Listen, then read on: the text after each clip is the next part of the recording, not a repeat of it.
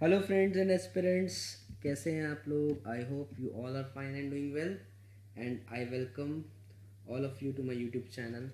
सो dear aspirants, वक्त आ गया है। एक वक्त आ गया अभी क्विज़ करने का।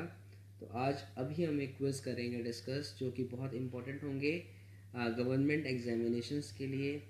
एयरफोर्स, एसएससी, सभी प्रकार के जितने भी एग्ज़ाम्स आपसे पूछे जाते हैं जिसमें इंग्लिश पूछा जाता है, उन सभी एग्ज़ाम्स के लिए ये सारे क्वेश्चंस काफ़ी इंपॉर्टेंट होंगे। So let's discuss it.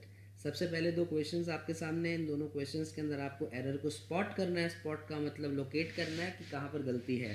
तो आपको एक सेंटेंस के मैंने उसे 4 भागों में बांटा हुआ है। ए, बी, सी और डी आपके ऑप्शन हैं। आपको बताना है इन सभी में से क्या कहाँ पर गलती है। तो my sister in laws who lives in Kolkata have come to stay with us.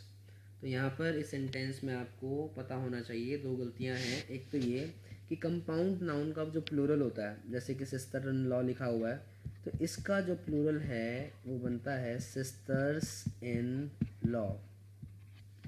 Brother in law का क्या बनेगा? ब्रदर के साथ लगाएंगे S in law. Similarly mother in law, similarly father, father के साथ एस लगाएंगे फादर्स इन लॉ।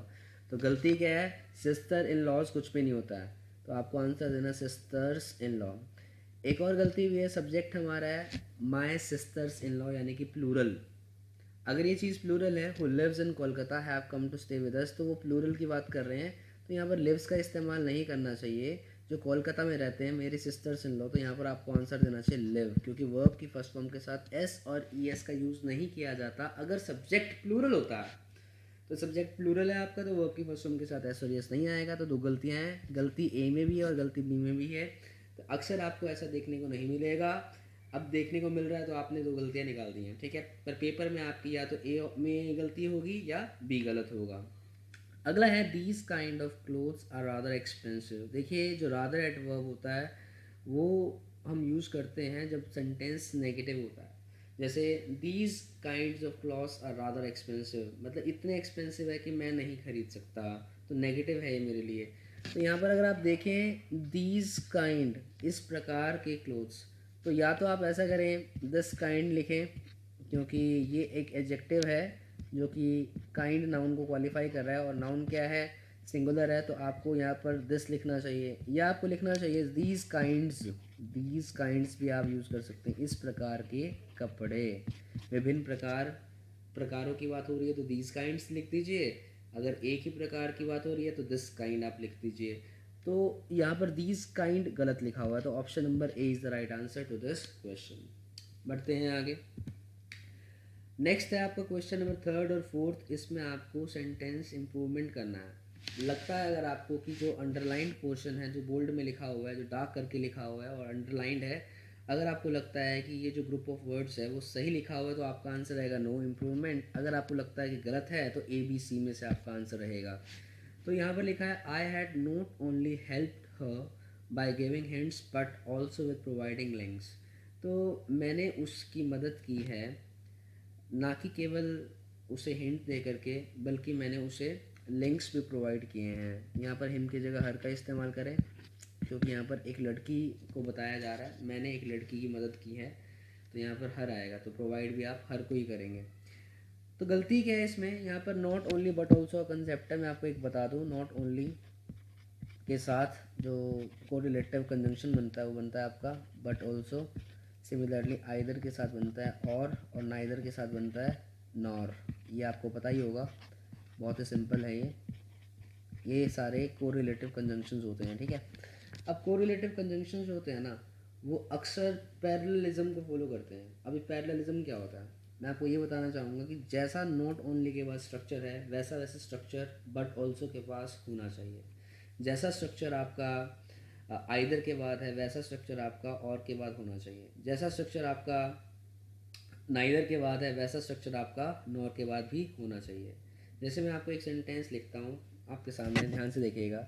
मैंने बोला not only Deepak, not only Deepak but also Mohit, but also Mohit can do this work, can do this work. अगर आप इस sentence को देखेंगे तो आपको पता लग जाएगा कि नॉट ओनली के बाद दीपक लिखा हुआ है, बट ऑल्सो के बाद मोहित लिखा हुआ है। तो दीपक और मोहित दोनों क्या है, नाउन्स हैं, तो ये पैरेललिज्म फॉलो कर रहे हैं। ठीक है, एक सेंटेंस और देख लीजिए। इफ़ आई से he will either do the work और रिटर्न द मनी, यार या तो वो काम कर देगा या तो वो पैसा वापस कर देगा, इन दोनों में से एक ही काम होगा। तो आइदर और आया हुआ है, तो आइदर के बाद देखिए डू का इस्तेमाल किया, रिटर्न के यहाँ पर और के बाद रिटर्न का इस्तेमाल किया, जो कि दोनों क्या है, वर्ब की फर्स्ट फॉर्म है। तो सेंटेंस में आइदर के बाद यदि एक नाउन मिलेगा तो और के बाद भी नाउन मिलेगा। सेंटेंस में नॉट ओनली के बाद में अगर एक वर्ब मिलेगा तो बट ऑल्सो के बाद भी क्या मिलेगा, वर्ब मिलेगा।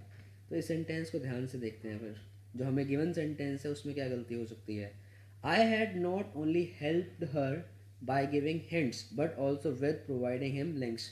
तो इस सेंटेंस में हेल्प का इस्तेमाल किया नॉट ओनली के बाद, और बट ऑल्सो के बाद में विद का इस्तेमाल किया है, और विद क्या एक प्रेपोजिशन है। तो आप सेंटेंस में गलती तो निकाल ही सकते हैं, गलत तो है ही ये सेंटेंस, क्योंकि हेल्प क्या है, वर्ब है, और विद क्या है, एक प्रेपोजिशन है।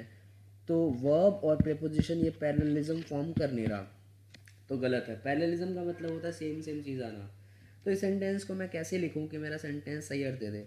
यदि मैं हेल्प्ड हर को नॉट ओनली से पहले ले जाता हूँ तो देखिए क्या बोलूँगा मैं, I had helped her not only by giving hints but also with providing him links. तो यहाँ पर आपको ये पता लग गया कि हेल्प्ड हर को नॉट ओनली से पहले ले जाने पर नॉट ओनली प्रेपोजिशन बाय के साथ आ जाएगा, और बट ऑल्सो के बाद तो आपको विद दिख ही रहा है जो कि एक प्रेपोजिशन है। तो यहाँ पर ये गलती थी।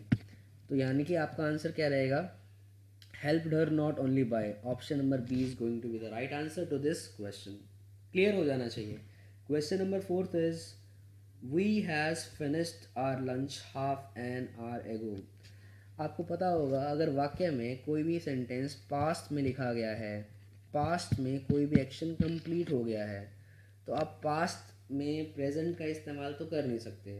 तो वी हैज़ फिनिश तो वैसे भी गलत है, क्योंकि वी के साथ में आप हैव का यूज़ करते हो, और ये होता है present perfect tense. We can not use present perfect tense अगर आपका एक्शन पास्ट में कंप्लीट हो चुका है।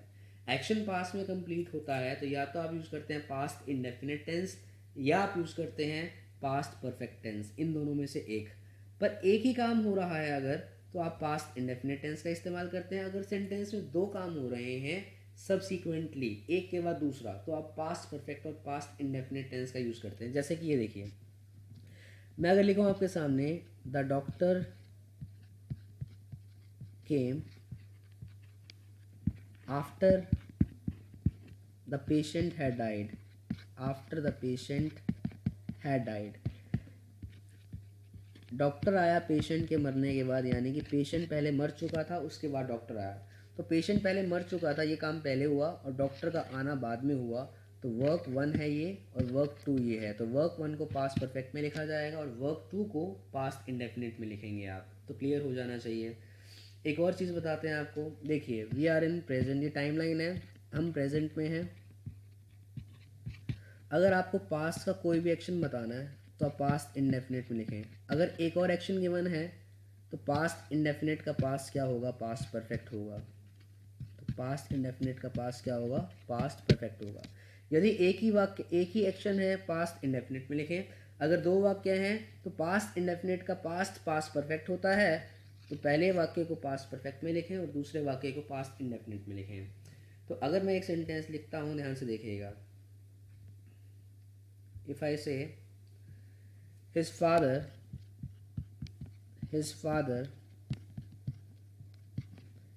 had died in an accident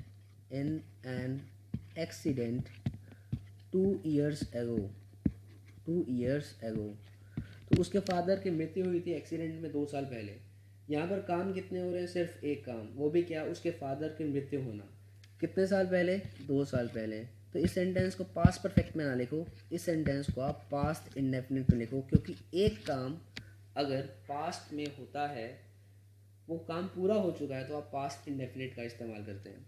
तो यहाँ पर 1 घंटे पहले की बात हो रही है और लंच कंप्लीट कर लिया है, लंच हो चुका है, तो फिनिश कर लिया, तो आपको आंसर देना पड़ेगा only finished, that is second form of the verb. It means we are using past indefinite in this sentence. तो क्लियर हो जाना चाहिए। बढ़ते हैं आगे क्वेश्चन नंबर 5 की तरफ, जो कि फिलर से आया है। The employee did not dash to the argument of the manager. Employee ने मैनेजर के आर्गूमेंट को क्या नहीं किया, ये बताना है। प्रीसीड का मतलब होता है पहले, पहले आने वाला एंटीसीडेंट इज प्रीसीड। एक्सीड का मतलब होता है क्रॉस कर देना, लिमिट क्रॉस कर देना, एक्स्ट्रा हो जाना, सरप्लस हो जाना। कंसीड का मतलब होता है किसी चीज़ को स्वीकार कर लेना, एक्सेप्ट कर लेना, हाँ भर देना, मान लेना। और रिसीट का मतलब होता है पीछे हट जाना। तो एम्प्लॉय नहीं माना, नहीं स्वीकार किया, एम्प्लॉय ने स्वीकार नहीं किया किस चीज़ को, आर्गुमेंट ऑफ द मैनेजर, मतलब मैनेजर का जो तर्क था उसको स्वीकार नहीं किया। तो स्वीकार करने के लिए आप क्या यूज़ करते हैं, कंसीड का यूज़ करते हैं। डिड नॉट कंसीड, कंसीड वर्ब की तरह यूज़ किया जा रहा है, ये वर्ब की फर्स्ट फॉर्म है, और कंसीड के साथ में टू का यूज़ किया जाता है। और यहाँ पर अग्री होता तो भी आपका आंसर हो सकता था। एग्री का मतलब स्वीकार कर लेना। The employee did not agree to the argument of the manager. ठीक है, अगला सेंटेंस है आपका question number 6। It says he has sworn dash as the prime minister of our country. उन्होंने शपथ ले ली है किस रूप में, प्राइम मिनिस्टर, प्रधानमंत्री के रूप में, हमारे देश के प्रधानमंत्री के रूप में उन्होंने शपथ ले लिया है। कौन सी प्रेपोजिशन का यूज़ स्वीयर के साथ होता है, स्वीयर के साथ आप हमेशा इन का इस्तेमाल करते हैं। स्वीयर स्वॉर्न होता है, ये वर्ब की थर्ड फॉर्म यूज़ की है स्वीयर की, तो आपका आंसर आएगा sworn in. It must be clear to all of you. बढ़ते हैं आगे क्वेश्चन नंबर 7 की तरफ। Select the incorrectly spelled word. तो आपको बताना है इन सारे वर्ड्स में से कौन सी स्पेलिंग्स गलत है। एंट्रेप्रेन्योर, ये बिल्कुल सही है, एंट्रो में ई आता है, ENTREPRENEUR, ये बिल्कुल सही लिखा है। रेम्यूनरेशन, एंट्रेप्रेन्योर वो होता है जो किसी को जॉब देता है। मान लीजिए मैं मालिक हूँ और अपने अंडर 10 वर्कर्स को जॉब देता हूँ, तो मैं एक एंट्रेप्रेन्योर हूँ, मैं उनको सैलरी दूंगा। रेम्यूनरेशन का मतलब होता है सैलरी, सैलरी का मतलब वेतन, इसे बोलते हैं रेम्यूनरेशन। रेम्यूनरेशन डिसाइड किया जाता है किसी भी नौकरी से पहले, वार्तालाप होती है, नेगोशिएशन होती हैं, और एक्सेप्टेंस होता है कि रेम्यूनरेशन क्या रहेगा, सैलरी क्या रहेगी। रेम्यूनरेशन की स्पेलिंग बिल्कुल सही है, REMUNERATION। अप्रेंटिस वो होता है जो किसी जगह पर काम करता है पर वो ट्रेनिंग पर होता है। अभी जो पर्सन काम करते वक्त अभी ट्रेनिंग पर होता है उसे बोलते हैं अप्रेंटिस। अगला वर्ड है सॉवरेनिटी, इसका मतलब होता है स्वराज, पूर्ण स्वराज चाहिए हमें, मतलब हमें ब्रिटिशर्स का कंट्रोल बिल्कुल भी नहीं चाहिए, हमें कंट्रोल करने वाले ब्रिटिशर्स नहीं होने चाहिए, हमें कम्प्लीटली स्वराज चाहिए। तो सॉवरेन का मतलब स्वराज है, और सॉवरेन में SOVEREIGNTY, सॉवरेनिटी। एक तो सॉवरेनिटी में NITY नहीं आता, सॉवरेनिटी GN आता है, और दूसरा EIG होता है, यहाँ पर I लिखा है तो यही गलती है। ट्रैंक्विलिटी का मतलब क्या होता है, ट्रैंक्विलिटी का मतलब होता है काम, और you can say Shanti. Tranquillity, शांति को बोलते हैं ट्रैंक्विलिटी, तो ये ट्रैंक्विलिटी की स्पेलिंग बिल्कुल सही है। दूसरा परसिवरेंस, ये गलत है। परसिवरेंस का मतलब होता है लगातार प्रयास करते रहना। अगर आपको सफलता नहीं मिल रही है फिर भी आप लगे हुए हैं, प्रयास कर रहे हैं, इसका मतलब आप बहुत परसिवरिंग हैं और आप में बहुत परसिवरेंस है, लगन है। तो परसिवरेंस की स्पेलिंग होती है PERSEVERANCE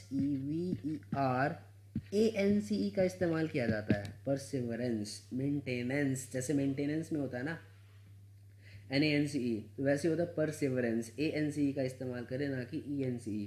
अगर रेस्प्लेंडेंस, भव्य, बहुत ही सुंदर, उसे बोलते हैं रेस्प्लेंडेंस, सुंदरता को बोलते हैं रेस्प्लेंडेंस।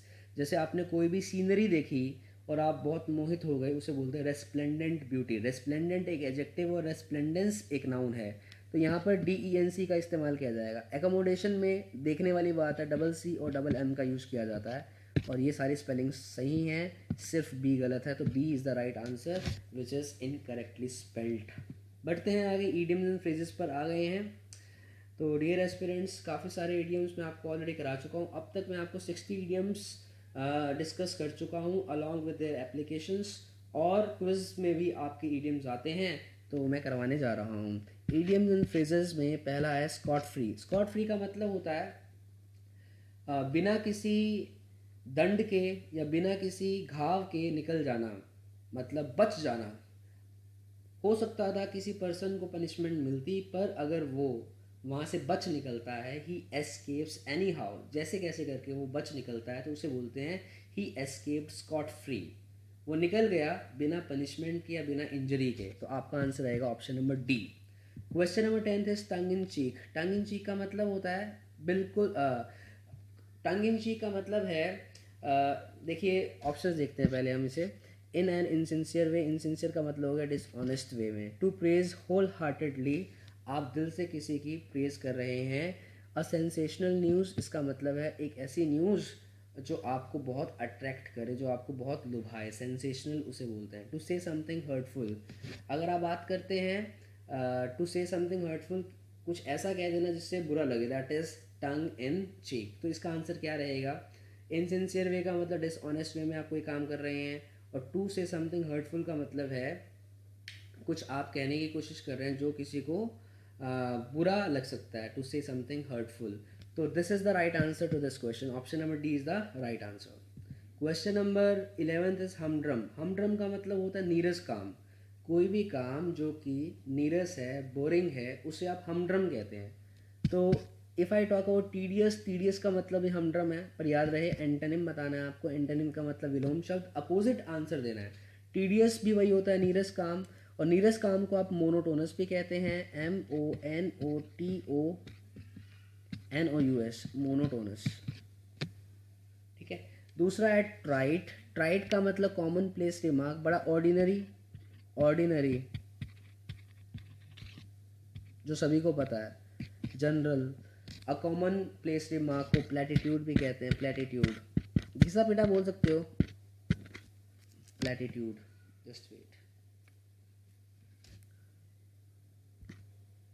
PLATITUDE, platitude. ड्रैप का मतलब ही विदाउट एनी एनर्जी होता है, बिना एनर्जी के इज ड्रैप, ट्राइट। ये सभी के सभी नेगेटिव वर्ड्स हैं। और फैसिनेटिंग का मतलब अट्रैक्टिंग, कोई चीज़ अगर आपको बहुत लुभाती है, दैट इज़ वो आपके लिए फैसिनेटिंग है। तो this is the right answer to this question. Clear हो जाने चाहिए। सेलिब्रेट का मतलब होता है ब्रह्मचारी, जो काम मोह माया से दूर रहता है, that is very pure, clean. Pure लिख सकते हो आप, क्लीन लिख सकते हो, पवित्र लिख सकते हो, वर्जिन लिख सकते हो, VIRGIN, virgin. That is chest, chest बिल्कुल ठीक है। चेस्ट इसका सिनोनिम है। वर्चुअस, मैनर्स जिसके अंदर बहुत हैं। प्रोमिस्कुअस होता है रेप्रोबेट, ये बिल्कुल अपोजिट है, जो काम और माया में फंसा रहता है, रेप्रोबेट। ठीक है।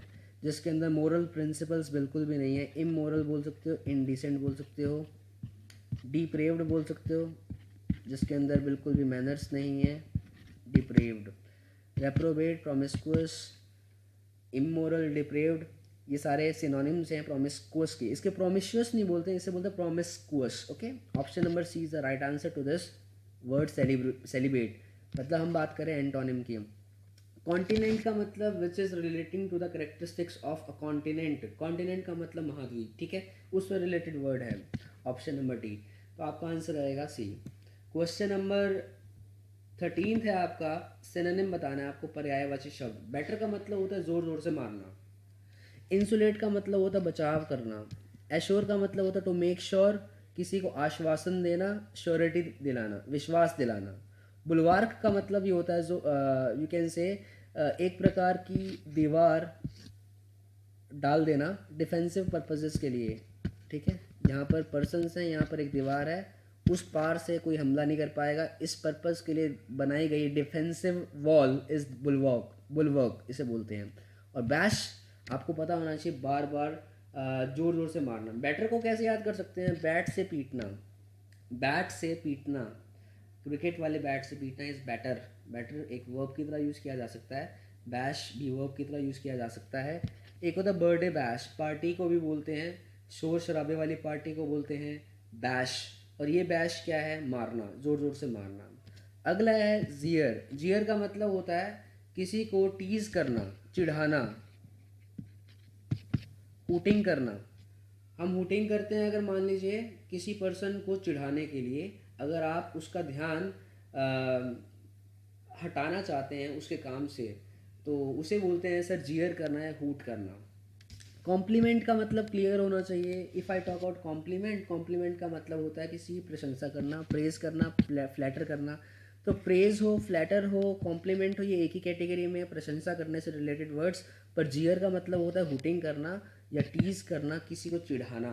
ठीक है, बढ़ते हैं आगे। क्वेश्चन नंबर 15 है आपका, वन वर्ड सब्स्टिट्यूशन से अनेक शब्दों के लिए एक शब्द बोलता है एवरेज इन अमाउंट। जो चीज़ बहुत ही एवरेज है अमाउंट में, इंटेंसिटी में और क्वालिटी में या डिग्री में, हर किसी चीज़ में बहुत ही एवरेज होना, दैट इज़ मीडियोकर या मॉडरेट। मॉडरेट बोल सकते हो, मीडियोकर बोल सकते हो। तो मॉडरेट लिखा हुआ है तो moderate is the right answer.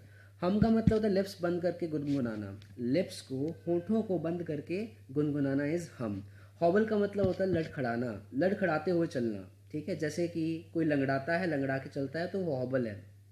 अगला है सुपरनेटेंट। सुपरनेटेंट का मतलब होता है सपोर्टेड, जिसे सपोर्ट किया गया है, जिसे किसी चीज़ ने सपोर्ट किया गया है।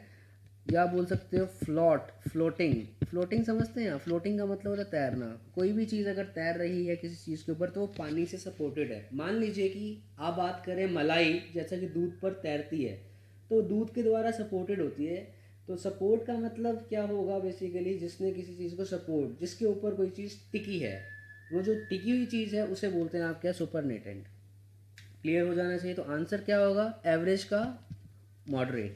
Question number 16 is a factory where workers are employed at very low wages for long hours and under very poor conditions. एक ऐसी फैक्ट्री जहाँ पर वर्कर्स को कार्य करने पर मजबूर किया जा रहा है और वो जो स्थिति होगी वो बहुत पुअर कंडीशंस होंगी, मतलब वो जगह बहुत अच्छी नहीं होगी और वहाँ पर बहुत लो वेजेस पर वर्कर्स को काम करने पर मजबूर किया जा रहा है। उसे आप क्या कहते हैं? उसे बोलते हैं स्वेट शॉप। स्वेट का मतलब होता है पसीना, शॉप का मतलब कोई भी जगह जहाँ पर काम किया जाता है। तो स्वेट शॉप आप बोल सकते हैं उस जगह को जहाँ पर कंडीशंस बहुत पुअर हैं, बहुत ही बेकार स्थिति है और वहाँ पर वर्कर्स को रखा जा रहा है काम करने के लिए। ब्लूमी ब्लॉसम से रिलेटेड है, जैसे फ्लावर्स ब्लूम करते हैं, ब्लॉसम इसका मतलब खिलना। ब्लूमी वर्ड खिलने से रिलेटेड है। आउटसेट का मतलब ओरिजिन या कमेंसमेंट या प्रारंभ से है। स्टार्टिंग से ही मुझे पता था कि उस स्टूडेंट का सिलेक्शन होगा। I knew it from the outset. Outset का मतलब बिगिनिंग होता है, ओरिजिन पहले से ही पता होना, कमेंसमेंट बिगिनिंग, बिगिनिंग। एक वर्ड है पैल्पेबल, इम्पैल्पेबल। पहले बता दूं, पैल्पेबल का मतलब है टेंजिबल, जिसे आप परसीव कर सकते हैं, जिसे आप फील कर सकते हैं अपने सेंसेस से, टच कर सकते हैं, जिसे आप सूंघ सकते हैं या आप सुन सकते हैं, दैट इज़ टेंजिबल। और इम्पैल्पेबल का मतलब जिसे आप सेंस ऑर्गन्स से फील नहीं कर सकते, दैट इज़ इम्पैल्पेबल। जो चीज़ आप क्या नहीं कर सकते हैं, फील नहीं कर सकते हैं सेंस ऑर्गन से, दैट इज़ इम्पैल्पेबल। तो इम्पैल्पेबल इसका आंसर नहीं रहेगा। तो इंटेंजिबल बोल सकते हैं आप इसे, जिसे आप छू नहीं सकते हैं। तो sweat shop is the answer to this question, question number 16।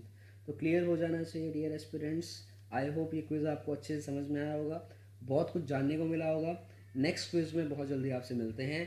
तब तक के लिए अपना ध्यान बहुत बहुत रखें और ये वीडियो अगर आपको पसंद आती है तो ज़रूर शेयर करें अपने फ्रेंड्स के साथ। जो भी बच्चा पढ़ना चाहता है मैक्सिमम शेयर कीजिए। और अगर आपने हमारे चैनल को सब्सक्राइब नहीं किया है तो ज़रूर सब्सक्राइब भी करें। Thank you very much class.